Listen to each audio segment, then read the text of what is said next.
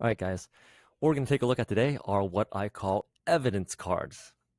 Flashcards, but in a different name, because the whole focus of the evidence cards is literally to produce evidence, particularly for the essay prompts that the College Board has laid out based upon a series of learning objectives for both AP World History and also AP US History as well. And so these cards are produced not just simply to here's a term, let's memorize it and remember where it fits in, but the goal is to give you something whereby you can take a term such that is utilized to corroborate an argument, to authenticate a claim, to reinforce other pieces of evidence, or to provide documentation to substantiate an argument, thus the acronym CARDS. Okay. Let me provide an example of this here, okay? Because in the end, you have a series of learning objectives that are laid out, again, by the College Board, right? And this is what's utilized not just for teachers to teach, but then also for the essay questions that are produced here. So if you're able to take these learning objectives, okay, to explain the beliefs and practices of a predominant religion in Europe, or to examine the government types used by Chinese dynasties and how they developed over time, questions will be generated from these learning objectives. And so it's important for us to be able to have the vocabulary to be able to produce the evidence for those particular terms. Now, if we were doing flashcards, in this case, in a physical index card format, here's what you would normally produce here. And so what you would produce is on one side, you're going to take the vocabulary terms that are assigned to you and put them on one side as big as you need to. And in the top left corner, you'll realize you're going to go ahead and place in the unit title and then also the objective number, so that when you have the word in hand here, you know that this is the time period or the theme that is associated with, and then also the objective that you're eventually going to meet. Okay? And then from there, what you'll do is to define it. So go ahead and flip to the back.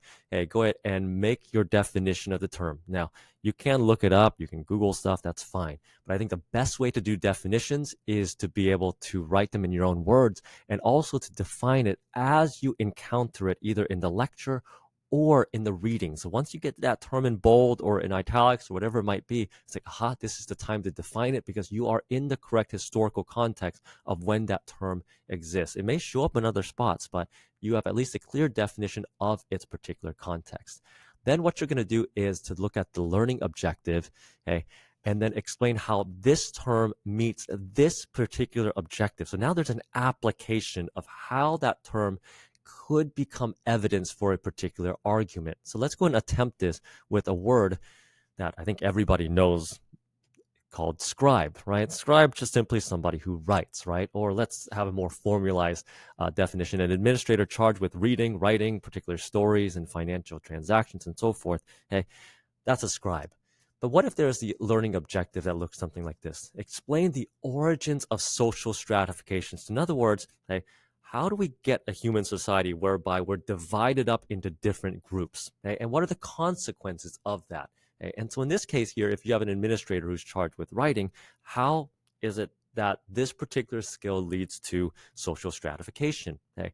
Now, I've provided some sentence frames as well, okay? And particularly this particular learning objective is dealing with causation, right? The consequences of division within a society. So there's some sentence frames that may help you to write out these learning objectives. So what would you write down? How would it meet the notion of the explanation of a society that's divided? Well, an administrator charged with reading, writing particular financial transactions and stories will give a select group a unique ability, okay, that's different than everyone else. And not only that, but is an ability that is helpful, that other elites, whether they're religious elites, political elites, or merchants, that they're going to need their particular services. And that's going to start to differentiate them in society. Okay. Let's use another example. Okay. So a scribe is, as we noted before, someone who's there to read and write. Okay. How then, according to this objective, may scribes affect various belief systems and practices in Eurasia over time here? Okay. So, and there's a possible sentence frame that you can utilize, and that in this case, because it's a change over time prompt, start talking about what might actually have changed. So let's go ahead and take this example. There are religious texts like the Hebrew Bible, for instance, that And where the changes is the focus on this word rather. So instead, rather than oral traditions, because in the past, the initial condition is that most human religious beliefs were passed on from generation through stories, through tales. But instead now, with the existence of scribes, you now have organized religions that have clearly defined customs and traditions, right? This is how you do things. Here are the rituals. Here's the order of sacrifice, and that's all written within the Hebrew Bible or the Christian Old Testament. Okay. And so in terms of how religious beliefs have been set by scribes, well, here it is right there. So it's not just a definition, someone who writes, but this is addressing change over time in terms of belief systems. Okay. So what you will do, if you are tasked with the digital version of this using Google Slides, there's a series of learning objectives that your teacher has given to you at this point. And what you're going to do is you're going to apply it to that particular term, albeit in a different format. So the digital format will look something like this. Same thing. Here's scribe. Here is the definition. Someone who's tasked with reading and writing. Go back to your learning objectives. Now that you know the definition, go through and say, all right, which one should I address? Which learning objective? So say, for example, if you decide, once you made that particular decision, go ahead and copy and paste that over from learning objective, both the number and also what it is, so that you can actually view it on screen, which is something you get to do with a digital format that you don't with the physical flashcards. Okay. And then you can go ahead and write in the response where religious texts like the Hebrew Bible, rather than oral tradition, defined customs and traditions. So in that you have not just a definition, but how it applies to a historical question and in a particular historical context as well. Okay. Lastly, if you would like to practice this in the digital version, I know if you have the physical flashcards, you just kind of flip, okay? And you can go ahead and test yourself in terms of definitions and so forth. Okay? There is an add-on in Google Slides called the Slides Randomizer.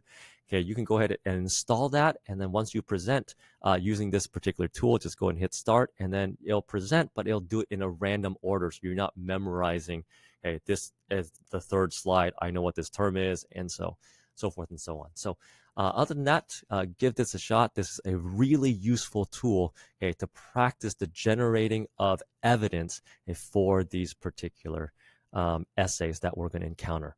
Okay. All right, guys. Good luck.